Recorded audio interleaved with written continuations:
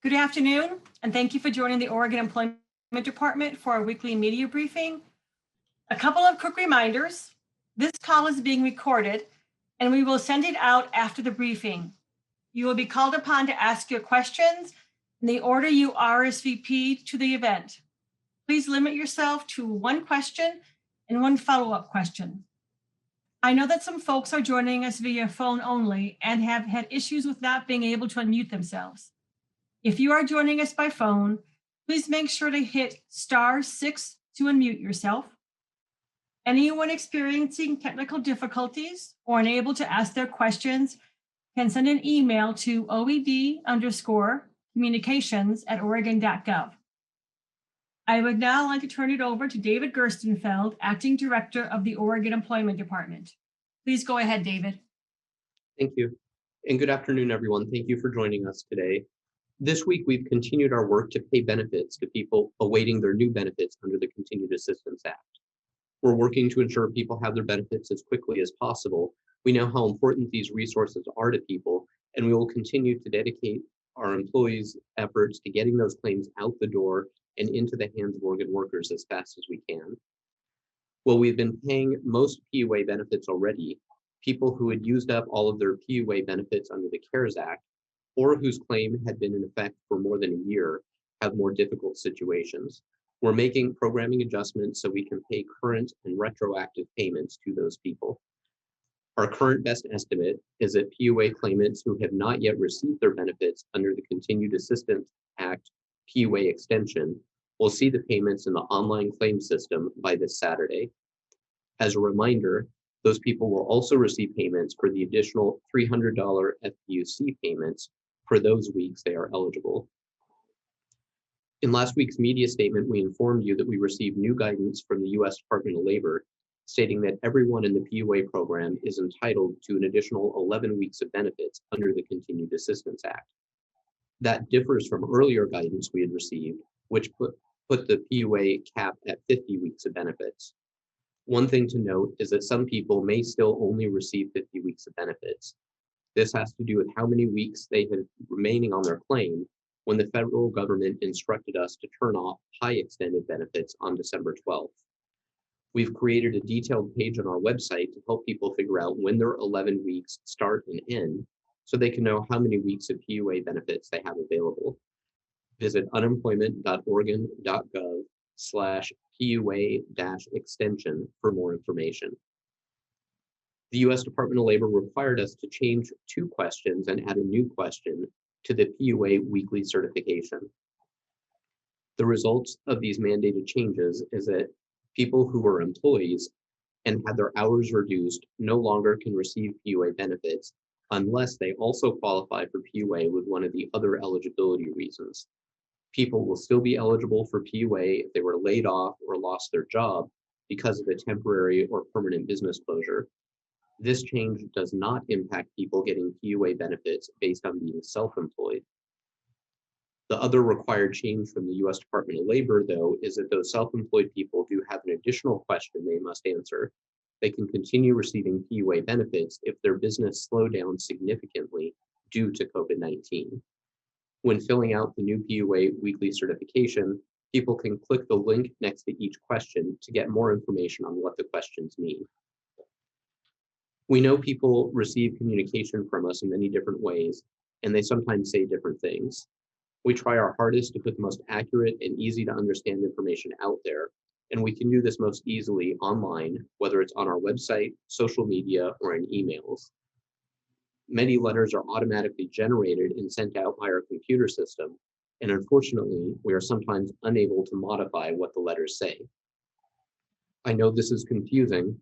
I want to mention a couple of those letters today so people don't get confused. One has to do with expired PUA claims. When a claim reaches the 1-year mark, a letter is automatically sent advising people to refile their claim. We do not want people getting this letter regarding the PUA claim to refile because it will slow down our ability to help other people with their benefits. Instead, they should just keep filing their weekly PUA certifications. Another example are determination letters. We're required by the U.S. Department of Labor to send determination letters to each person who files a PUA claim. The letters vary depending on the person's circumstances. We're going to put information on our website to help people understand the specific letter they receive. An important note is that no one is going to lose benefits that they are eligible for. We've previously talked about lost wages assistance, and we shared that some people received lost wages assistance benefits under that FEMA program that they were not eligible for. For some, this was because we made errors. For others, it was because they gave us inaccurate information or for a number of other reasons. FEMA requires us to take steps to collect lost wages assistance benefit overpayments. People who are overpaid these LWA benefits will start receiving notices this weekend. Included with the notices will be information on how to request a waiver of repaying the overpayments. The Continued Assistance Act provides FEMA with some flexibility to allow states to waive LWA overpayments if the overpayment was not the person's fault. We're waiting on direction from FEMA about when and how Oregon may be allowed to waive those overpayments.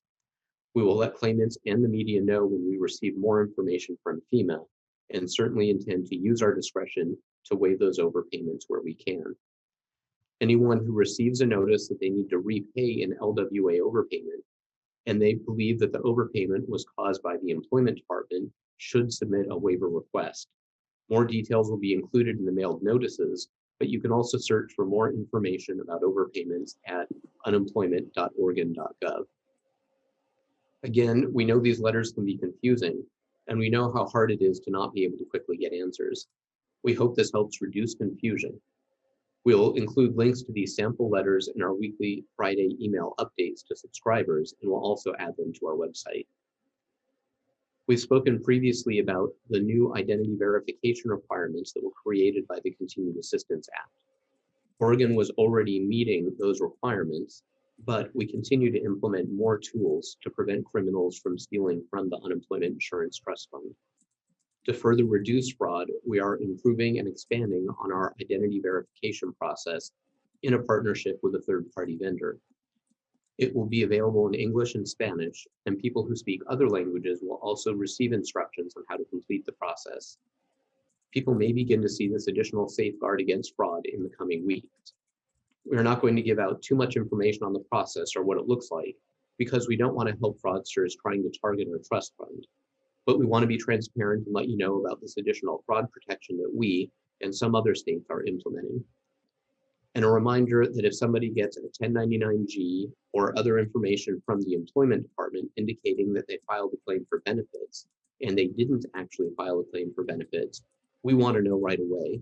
This may be a sign that someone has stolen their identity and tried to file benefits in their name. You can report this to us using the Contact Us form on our website. Our next webinar is this Thursday, February 11th at 1 p.m., and we'll be sharing the latest information about the Continued Assistance Act, providing an update on paying PUA benefits, and answering claimants' questions. We'll also be offering simultaneous interpretation in Spanish, Mandarin, Russian, and Vietnamese. People can register for this webinar and watch recordings of prior ones at unemployment.oregon.gov/webinars. Our online PUA application is now available in Farsi. That means we have it available in 8 languages now: Spanish, Korean, Russian, Vietnamese, Simplified Chinese, Arabic, Farsi, and English. And wanted to let people know that due to the President's holiday, our offices will be closed February 15th. The unemployment insurance and PUA contact centers will not be accepting inbound calls, and benefits may be delayed. Claimants may not be able to seek their claims online until February 17th. We will have a limited number of staff processing claims, though, and making outbound calls during this time. In terms of the numbers, from March 15th of last year through February 9th of this year, the Oregon Employment Department has paid $7.4 billion in benefits. During that time, there have been about 647,200 claims just for regular unemployment insurance benefits. We continue to be very busy, and I want to thank our employees for continuing to work long hours to make sure that people get their benefits. We know Congress is debating future benefits, and we're watching closely so we can be ready to implement any changes and extensions and new programs, even while we continue to implement program changes and the new mixed earner unemployment compensation program that was created by the Continued Assistance Act. And with that, I'm happy to answer any questions.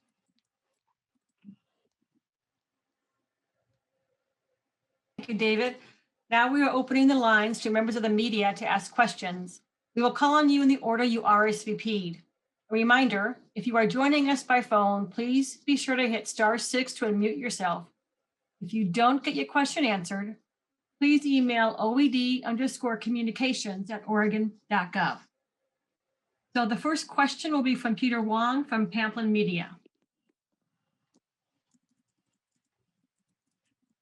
Hi, you can hear me?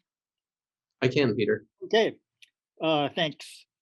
I've gotten a couple of people who have some particular problem rather than, obviously I can't go into those details and neither can you, but the best way for them to contact the agency is to contact us form. That's correct. The contact us form is easier for people to get in touch with us, easier for them than calling in. And it's more efficient for us because we can triage those and get them to the right people that have the right skill set to address whatever the issues might be with their particular claim.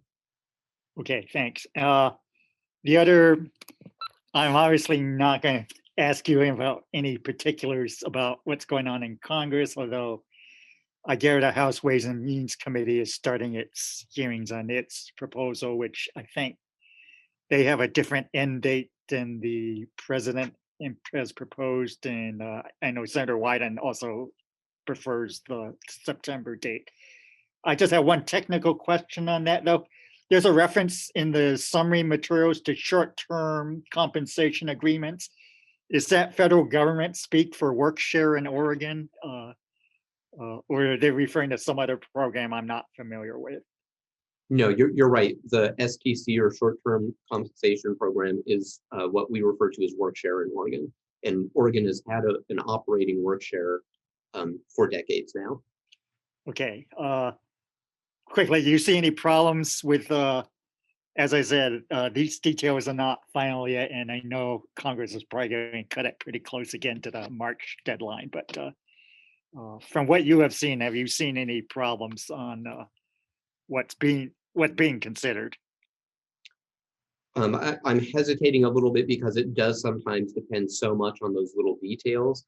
And certainly the more lead time we have, the easier it will be. That is one of the problems that we'll face, is the timing of knowing what the program is and being able to get guidance from the Department of Labor before the benefits are supposed to be paid. In general, it didn't look like, from the summaries that I've seen of what's being discussed right now, I didn't see brand new programs being created, which is certainly a more challenging issue than just extending the time frame of some of the programs. And some of the vastly more complicated options that have been discussed in the past, it doesn't look like are in the proposals that are being actively talked about now. So that's promising, but we really will have to wait to see what ultimately is passed to know exactly what we'll need to do in our systems to implement the new programs. Okay, thanks. That's sufficient. Thank you, Peter. Next is Lindsay Nadrich from COIN. Hi, David. I was wondering if you could comment on the settlement that was reached in the lawsuit. There are a lot of time frames that it says you guys have to meet. I feel like those are things that you guys have been wanting to do since the beginning and haven't been able to. How are you going to meet those time frames, and what will be different because of this settlement? So we have been focused on trying to get everybody their benefits and to get all parts of the system going as quickly and as smoothly as possible since the pandemic started. So I think you're right. This isn't a change in focus or a change of approach. We've been making a lot of good ground, and we are handling all parts of the process much more quickly now than we were not only at the beginning of the pandemic, but even several months, many months into the pandemic. So we've looked really hard at where we are now, at the ongoing work of our dedicated employees, additional changes that we think we can make, And we put into the settlement agreement, we agreed to dates similar to what we've been doing publicly with our goals of what we think we can do. They're not easy targets to hit, but we know how important this is, so we're not setting easy to hit targets. We're really being aggressive with setting the time that is as early as possible for us to be helping everyone as much as possible. And we'll continue evolving how we do our work to meet those timelines, and certainly dedicated to doing them if at all possible. And do you have an estimate of how many people were overpaid through the lost wages assistant program? And if you guys ultimately approve those, how would it be somebody's fault? Because you said if it's an error on the part of the employment department, they can submit that waiver. Sure. So for all of the programs, there are different types of overpayments. The bottom line is if somebody gets benefits and they don't meet the statutory eligibility requirements, it's considered an overpayment because they received benefits and they didn't meet the legal requirements for it. Sometimes those overpayments are because they didn't give us information that we needed, or they gave us inaccurate information. Sometimes it's because of errors, and we've shared some of the issues that came about on the lost wages assistance. For instance, where some payments were made before everyone completed the certifications. And although the vast majority of those turned out to be people who are eligible, as we were quite certain they were, there were some people who were not eligible, and those are overpayments. So we're required to collect those. For the ones where it was not their fault, that's where the new federal legislation gives us the same kind of flexibility with the lost wages assistance overpayments that we've had with regular unemployment insurance benefits for quite some time, where if it wasn't their fault and it would create a hardship, we can waive recovery of those overpayments. In terms of numbers of those people, I don't have that in front of me, but that's something that we have an estimate about that we can provide. So like a ballpark figure, you don't know, that's something you have to follow up? So I don't have that number in front of me. Okay, thank you. Yeah, we will follow up though. Thank you, Lindsay. And now Kate Davidson from OPB. Hi, can you hear me okay? I can, Kate, go ahead. Okay. I also wanted to ask about numbers. So just in terms of the PUA extension, how many people are receiving PUA payments successfully now? And how many are waiting for the changes? It's hard for me to give exact numbers, and partially because it changes week to week. We knew that there were about 72,000 people that we had talked about who were facing that benefits cliff at the end of December. Most of those people were on PUA when that program was going to go away, and 59,000 of those were able to just continue receiving their benefits without any pause. Since then, we both have been able to start paying benefits to some of the people that did see some pause, but we've also had some people whose PUA claims then either used up all of the original benefits available under the CARES Act, or who they reached the 1-year mark from when their claim was filed. And that's the programming work that we're doing now. I don't have exact numbers. We've been focused on getting the changes made. We do know that it's over 40,000 people that are getting PUA benefits. I don't have a definite number for the people that are waiting, but we anticipate the vast majority of them getting their benefits with, as I mentioned earlier, they should be showing up in the online claim system by this Saturday. Okay. Do you have any ballpark? I mean, is it thousands of people below 10,000, above 10,000 who are still waiting? I'm quite confident it's in the 1,000, and it probably is above 10,000, just given the numbers of people seeking benefits. But that's really about as accurate as I could give right now. Okay. And for the PEUC, is there any similar delays happening in the implementation there, as you're seeing with PUA?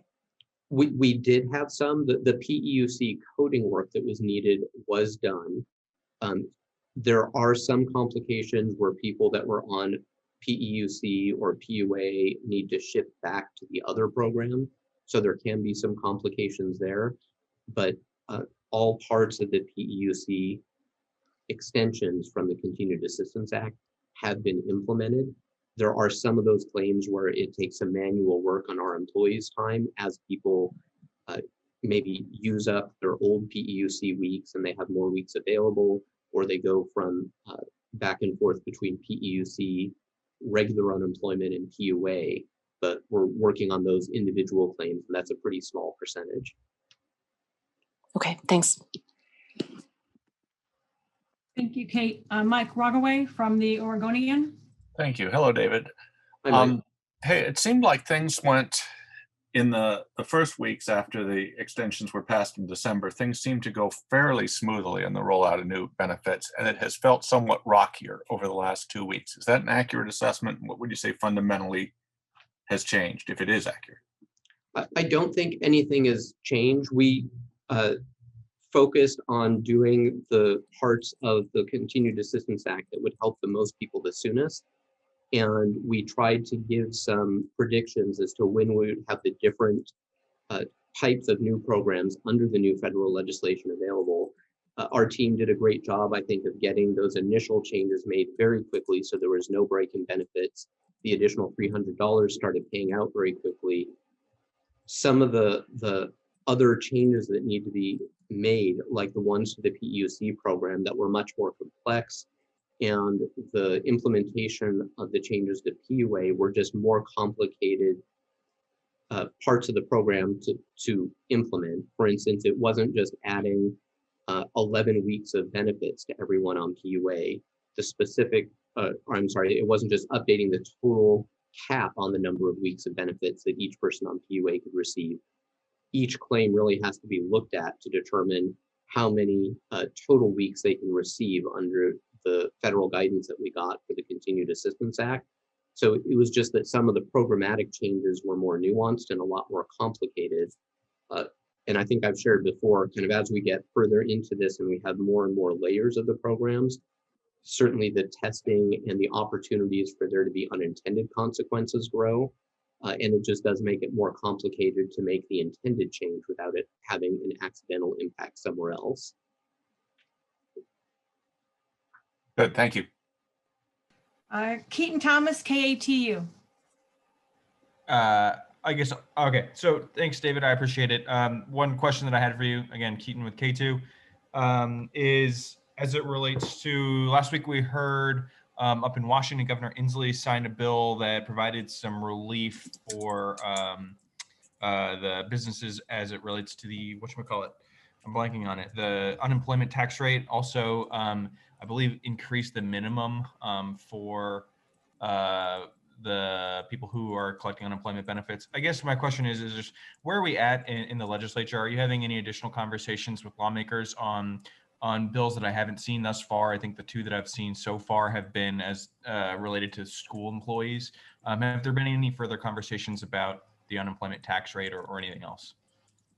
Sure, Keaton. There have been a lot of discussions actually with legislators from both houses, from both parties. I think everyone's interested in looking at this, and there are some very active discussions going on about what the options are to provide additional relief to Oregon businesses as the legislators make their policy choice, and do anticipate there being a bill this session that will provide some additional relief. We have provided the relief that we really can without a statutory change, which we announced not too long ago, which is that for businesses whose unemployment rate went up by 0.5% or more between last year and this year, they can defer up to 1/3 of their unemployment insurance tax payments each month. And they can defer that through the end of June of 2022. So we have some flexibility, but we know that legislators are very interested in providing additional relief, and we're actively involved with those discussions. And then the other question I had for you is Senator Wyden put out some news this morning dedicating some money for, I think, the federal government to work on an updated computer system. Are you aware of that? And I think part of what he had announced was states could take advantage of it if they so choose. Would that be something that, if passed, Oregon would want to take advantage of? Because I know that you're already in the middle of your own modernization process. I haven't had an opportunity to look at the infrastructure announcement that was made this morning. It's something we certainly will look at closely. I know that there have been talks for some time about some of the national computer system that states have to link to. So we'll need to see if it's talking about updating that or if it's taking a different approach, but we're anxious to look at anything that can help us better get benefits to people and serve them more quickly, more accurately. Thank you. Okay. So I know that Dick's question was answered. He doesn't have a follow-up. Tom, are you there? Yes, I'm here. Can you hear me? I can, Tom. Yes, thank you. Thanks. I want to follow up on Keaton's question related to the Washington legislation. I was looking at some of the details and I noticed that the projections are that the trust fund balance is going to be reduced by $984 million this year and $3.3 billion in 2024. And there's also authorization for the governor to request a loan from the federal government for $420 million. Can you tell me at what level you'd be comfortable reducing the current trust fund balance, which I think is roughly $3.8 billion? Would it be of the same magnitude that Washington State is looking at, or are you going to be more conservative? So I can't give you a number, and part of that is because it's an elegant statutory formula that really looks not just at a one-year snapshot, but at multiple years to make sure that we don't have to borrow money. And that's one of the keys here. Many states have already had to borrow money, and we know that many more will need to. We want to provide as much relief to Oregon businesses as we can to use the reserves that we have accumulated over the past decade to ease the impact of this on businesses, but without going bankrupt and then having to pass on the additional borrowing costs to businesses. If Washington does end up needing to borrow the money that authorization refers to, then ultimately that could mean additional taxes for payroll taxes to the state in Washington. And it can also result in those businesses having to pay additional federal taxes.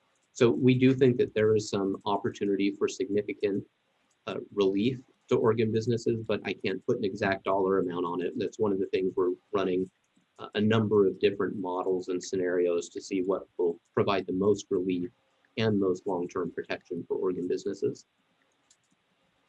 So my follow-up kind of leads to that issue in terms of when that information might be out. I think the revenue forecast is due 2 weeks from today, and I know that you're scheduled to do an updated trust fund forecast fairly soon after that.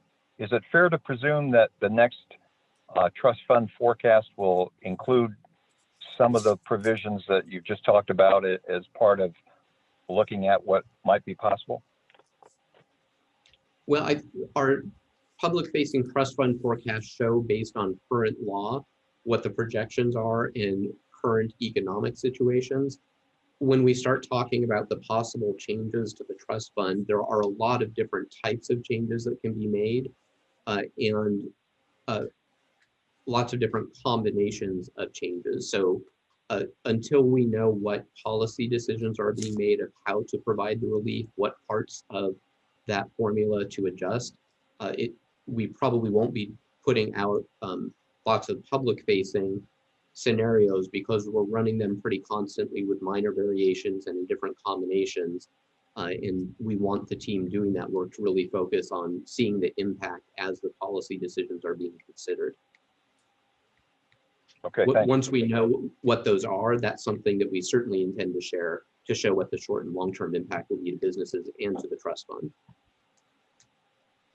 Thank you. Thank you, Tom. So those are all the calls that we have today. And so this call was recorded and we will send it out to reporters at RSVP and we'll post it on the Employment Department's COVID-19 website.